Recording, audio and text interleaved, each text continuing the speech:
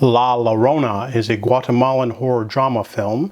I didn't know much about this one, but Criterion did a remaster of it, and it's also on Shudder. So I wanted to give it a shot simply because the library had it.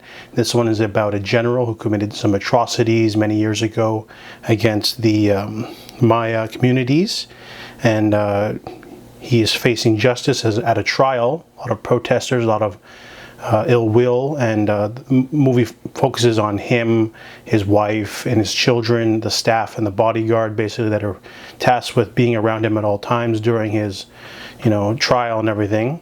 So this movie has a very disquieting and effective opening, but then the movie sort of shifts into just sort of indoors conversations, this sort of general not chaos, but it's just this sort of like unnerving sort of atmosphere of just being trapped inside.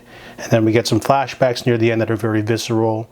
Not much of an ending. It's a very underwhelming ending for this film, but it tries to mix the political and the folktale-ness of the story, having it done amidst a political trial of sorts. This isn't like your typical American horror film. There's no jump scares, there's no big set pieces, there's no giant entity screaming. It's more of a uncomfortable atmosphere, things in the back of your corner of your eye sort of thing. It's very subtle. It's not for everyone. It is a foreign film, so you can't expect it to obey the rules of the norms of a horror film, but I thought this one was a little bit on the boring side. Didn't like the ending.